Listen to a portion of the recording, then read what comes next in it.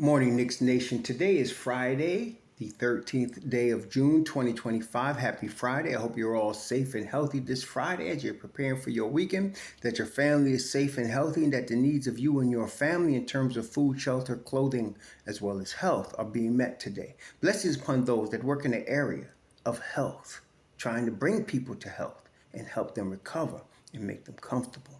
Blessings upon those that pick up garbage to keep our places clean. Blessings also upon those that make deliveries for our convenience. Double blessings on the men and women trying to help rescue, deliver, and recover teenagers and children that are victims of child molestation and pedophilia. People that are also victims of pornography, child pornography, prostitution, child prostitution, human trafficking, and sex slavery.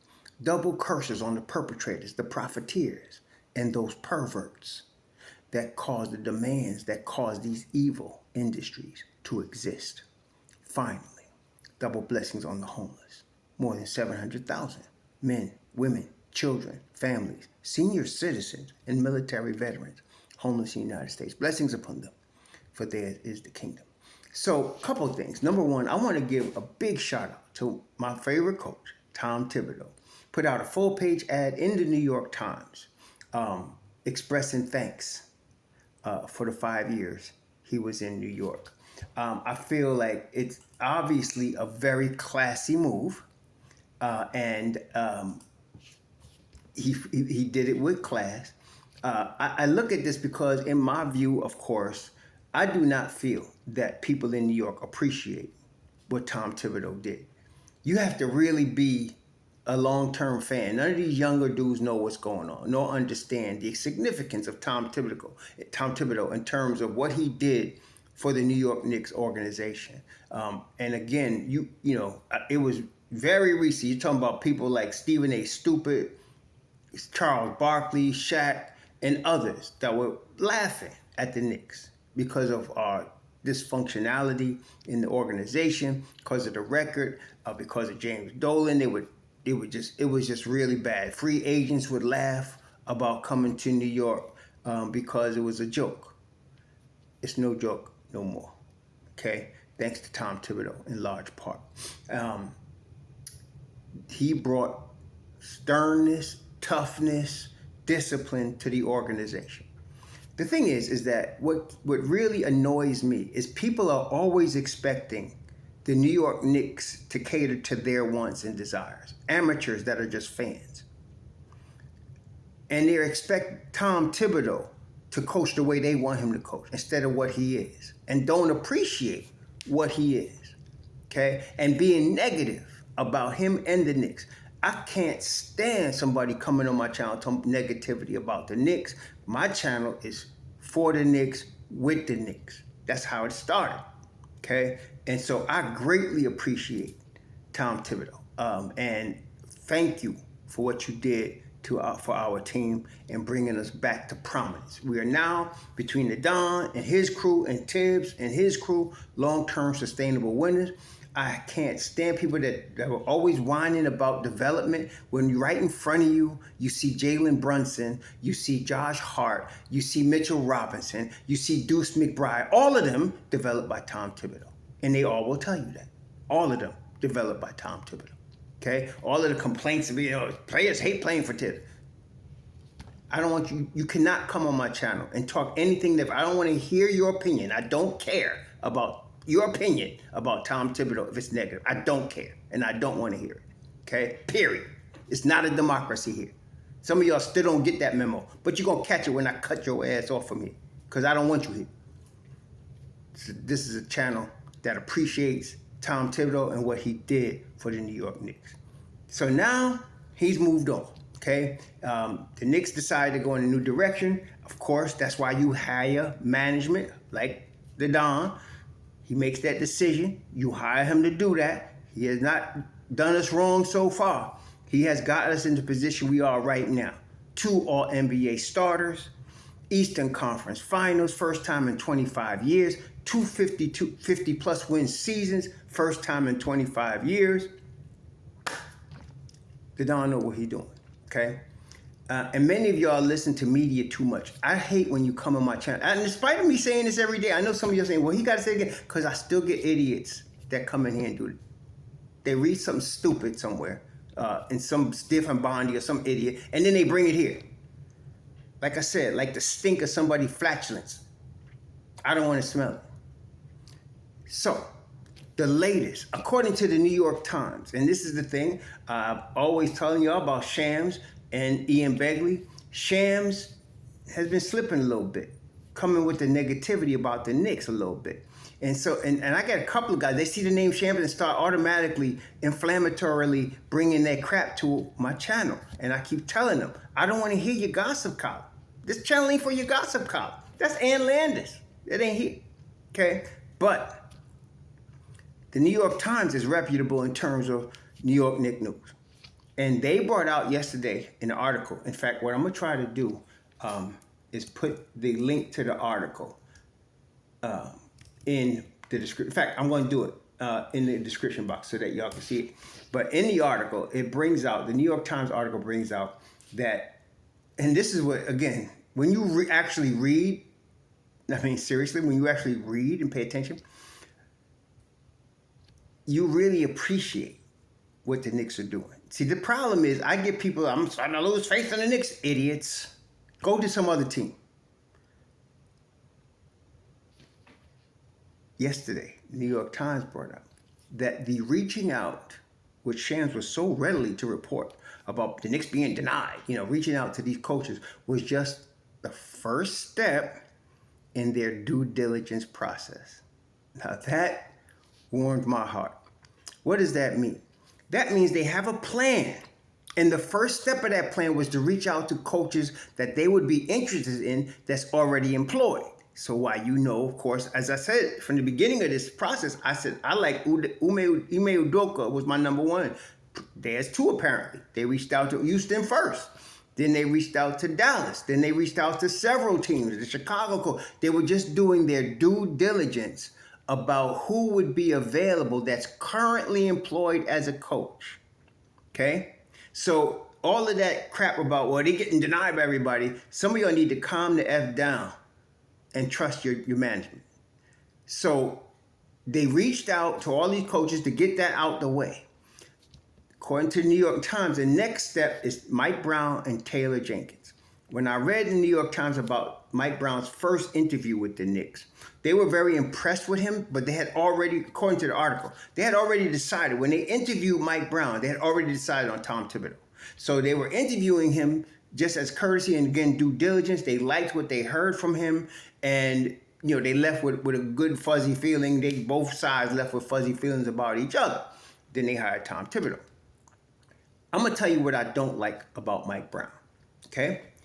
Let me tell you what I do like first. Mike Brown has been an NBA coach for 28 years, okay, total. He's been an NBA coach for 28 years. He spent 11 of those years as a head coach. He was head coach in Cleveland during the young LeBron years. He started in 2005. I think LeBron was in his second year then, and he went and he coached Cleveland to 2010. Then he was coaching LA. Then he was an assistant at Golden State. And then, of course, the last 3 seasons before he got fired, he was his head coach of the Sacramento Kings. The assistant coaching, to me, is the most impressive thing. The reason I say that is because he was an assistant on the Golden State bench under Steve Kerr. And he was an assistant on the Indiana bench under Larry Bird and Rick Carlisle. So he got a lot of experience, good experience with being an assistant coach. And then, of course, that also means, in my view, he has paid his dues, okay? He has paid his dues to become a head coach. What I don't like is I looked at the records of the teams that he has been the head coach of. I looked at the Cleveland record from 2005 to 2010 when he had young LeBron. And a couple of years, they won 60 games. I looked at the Sacramento record where he won 48 games, 46 games, then he was fired 31 games into the 2024-25 season. None of his teams have been top echelon defensively. I don't like that.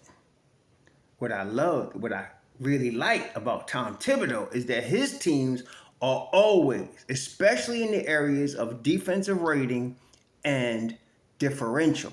Tom Thibodeau would always stress the importance of the differential. That is, the differential represents how much you win by on average.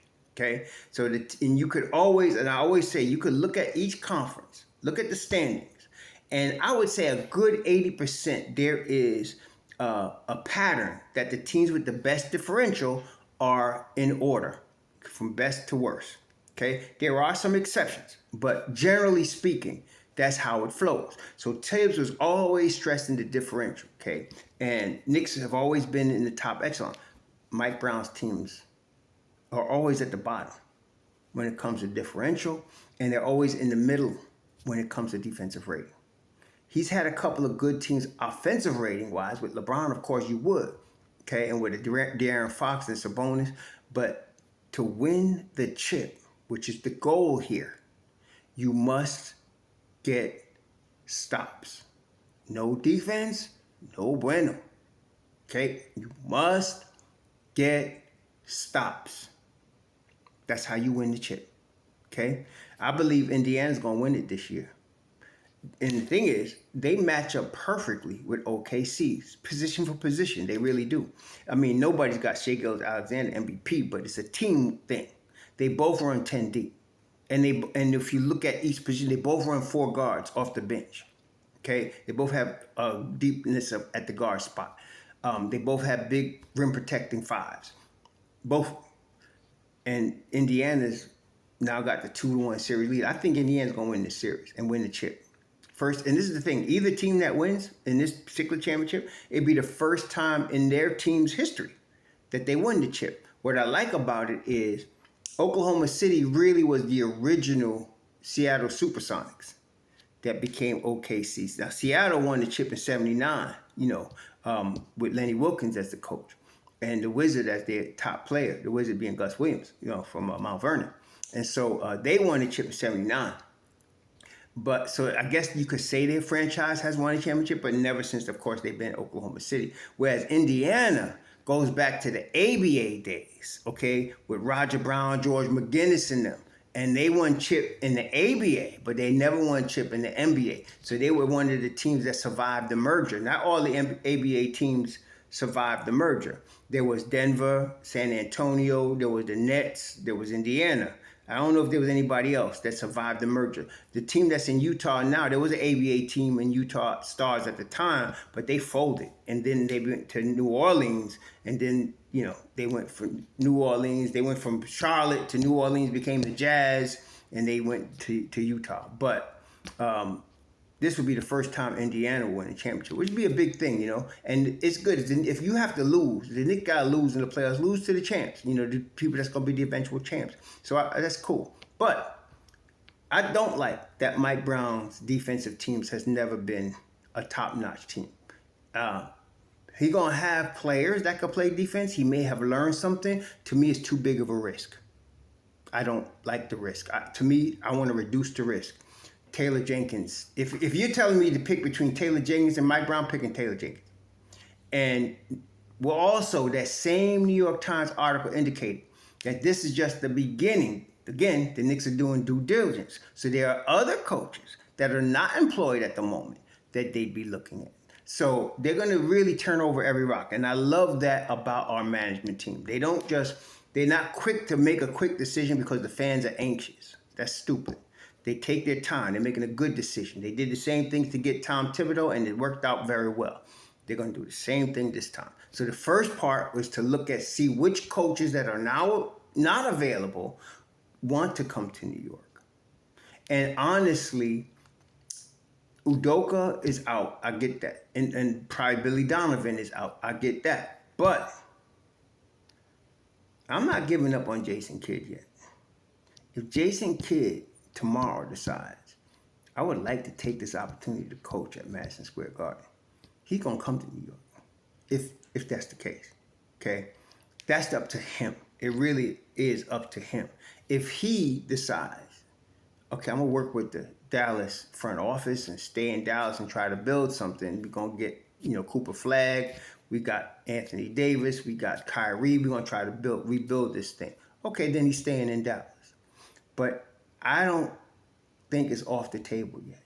And though the Knicks are taking their time, I gave you a 2-week time frame. I still sticking with that 2-week time. I think we're going to know something within 2 weeks who they hiring. Okay, it's not going to be a long, drawn-out process. They're going to thoroughly go through a process, which is what they're doing now, which is what they've been doing since they fired Tom Thibodeau. But I don't think somebody's mentioned that they're going to have an interim coach. That's stupid. Interim coaches are for coaches that get fired in the middle of the season, not for the summer. You don't get an interim coach in the summer. Okay, you hire your full-time coach. And so that's what they're going to do. It's just a question of who it is. But at this point, if you're telling me it's Mike Brown and Taylor Jenkins, I'm definitely going with Taylor Jenkins. Taylor Jenkins also. Now, he's been coaching in the league for 11 years. He was an assistant coach with Atlanta for 5 years. He was 5 years assistant coach in Atlanta. And he was assistant coach under Budenholzer. And Budenholzer comes from the Popovich tree, right? So Budenholzer from the Popovich tree, Budenholzer has had a lot of success. This man was 5 years as an assistant coach under Budenholzer. Then he went to Milwaukee, and he went to Milwaukee also with Budenholzer. He went to Milwaukee, okay? Then he became the head coach in Memphis. Every year, let's go through year by year. So 2021, the defensive rating for Memphis, his first year as head coach, was 6th in the NBA. Okay, 6 out of 30. His net rating is 15th. Okay, but his defensive rating was 6th out of 30. Okay, the next season, 2021-2022, he was 4th in net rating at 109, and he was 4th in. He was 4th in defensive rating and 4th in net rating. 5 plus 5.6, 4th in both. I like that. Okay. His third year coach in Memphis, he was 2nd in defensive rating. He was 4th at 3.9 in net rating. Okay. That's consistency. That means this dude is consistently having his teams play defense in a top 5 NBA fashion, top 6, top 5 NBA fashion. Now, he get fired. Before he get fired, the year he gets fired, it all fell apart. So then his last year, he was 12th in defensive rating. Let me tell you something. Even in his last year when it all fell apart, 12th in defensive rating was better than any year Mike Brown ever had. Okay? And then, of course, his net rating was negative 7.1. So it all fell apart the year he got fired, which, that's what happens in the league. But for the previous seasons, all of them, he's had his teams playing high-level NBA defense, high level in Memphis. Toughness. Dylan Brooks cut his teeth under Taylor Jenkins.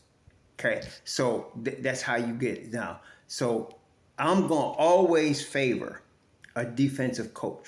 A lot of people place too much, in my view, on pace. Pace don't matter if you're playing great defense and getting stops.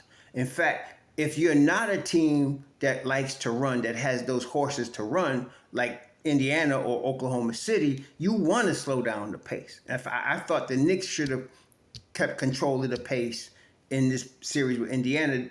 Jalen Brunson let go the rope a little bit, and that's what caused us to lose that. But you got to control the pace, and I like that. His teams are not top echelon in pace, which means they're controlling the basketball, which means they're getting rebounds and they're playing defense and they're getting stops. Okay, I like Taylor Jenkins. I like him for that. Okay, and it's not like he's a one-season wonder. Again, we talk about a guy that has coached in the league as a head coach with the same team. He has coached in the league for 5 or 6 years. Plus, he has the assistant coaching under Budenholzer. Okay, he has the assistant coaching under Budenholzer. So he has a coaching record, and to me, the record tells you what he consistently does. Mike Brown's teams consistently do not play high-level defense. I do not want that. I'm just going to be honest. If they pick him, I'm a supporter. I mean, anybody that the Knicks front office picks, I'm a supporter. But I'm going to tell you before they do it right now, I don't like Mike Brown as a coach because his teams do not play good enough defense for us. We're looking to win championships. You got to get stops, okay? You got to get stops. Like I said, If Thibs had another year, I think they could do it next year, okay? With the same team, same coach. But the Don decided to move on. Okay, I like Taylor Jenkins. If I got to choose a guy, it'd be Taylor Jenkins, okay? Again, for the defensive acumen that his teams show. Again, he's been 6 seasons in Memphis head coach. He was also 5 seasons at Atlanta and Milwaukee's assistant coach under Budenholzer. Apparently, he's learned something, okay? Apparently, he has. So, and I remember watching when he first became coach of Memphis and the Knicks playing Memphis. They was always tough on defense. They were always tough. They always brought that toughness with Dylan Brooks and our boy Ja and Triple J. They always brought that defense, man. And so you giving him Mitchell Robinson, you giving him OG and Deuce, I think we'd be all right. I think we'd be all right. Desmond Bain, another tough dude. He likes these type of guys, okay? He would love Deuce. He would love OG. I think we'd do all right. I think we would. So, yeah. And then in his last year in Memphis, he had, at least, he had 10 guys that played 50 games or more in his rotation. 10, okay? He had 10 guys. Now, Steven Adams played 42 games that year. He averaged 27 minutes a game. But Brandon Clark, Desmond Bain, Xavier Tillman, John Morant, Jaren Jackson Jr., David Roddy, John Conchar, Dylan Brooks, Santi Aldama, and of course Tyus Jones. All of those guys played in at least 50 games. In fact, the smallest one was Clark. He played in 56 games. All of them was in his rotation, so you would expect a 10-man rotation, which is, again, he's going to play high-level defense because he's going to put a lot of pressure on the ball. I like Taylor Jenkins. That's all I'm going to say. That's all I'm going to say on that. I like Taylor Jenkins. Blessings to Tom Thibodeau. Thank you for what you did for this team, for this organization. He's going to get his $30 million. He deserves every dime. Take your money, bro.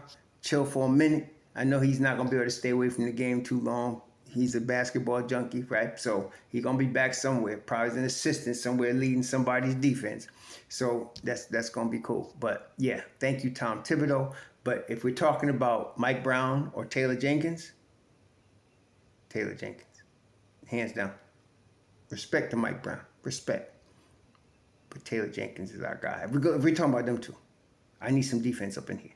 Y'all don't want to see the Knicks before they learn how to play defense under Tom Thibodeau. Y'all really don't remember that. Okay? I do. I don't want to see that no more.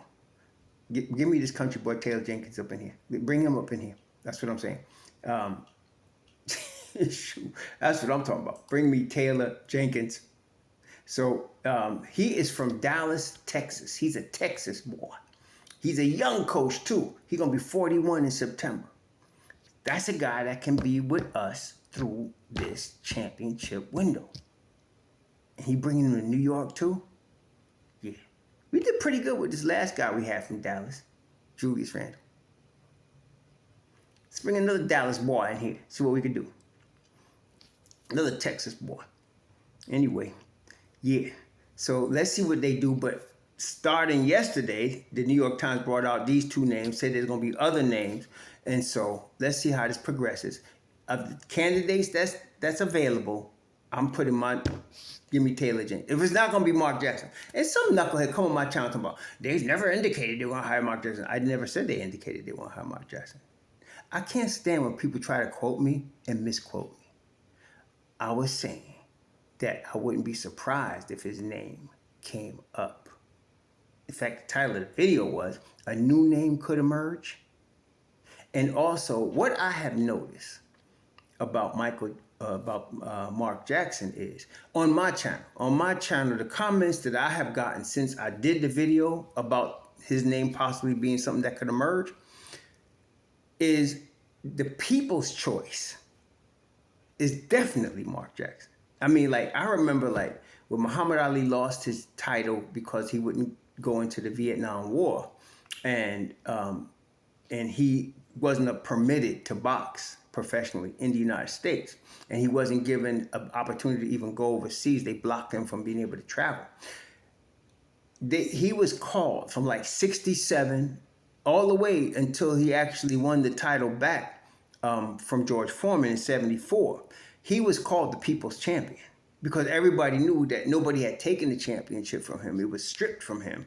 And that as a talent at that time, nobody could touch him, right? So he was called the People's Champion. Well, Mark Jackson is the People's Champion. He was stripped of his position at Golden State. He was blackballed for no reason except his stance on the alphabet soup. And so he's the people in New York, from what I'm getting, all the comments I'm getting, he is definitely the people's choice. Whether he gets the job or not, I don't know. But there's no doubt he's the people's choice. But of course, we understand that the Don ain't running this thing like a fan club. He ain't running it based on the people vote. We ain't voting for president and we ain't voting for the coach. But it's just interesting to note Mark Jackson got the love of the New York City, the New York fan base, and that he's the people's choice for the coach. Now, he probably won't get it. But again, of the candidates the New York Times is mentioning, give me my boy Taylor Jenkins from Dallas. That's what we're talking about. Y'all enjoy your Friday. Enjoy your weekend. Be safe out there. Shalom.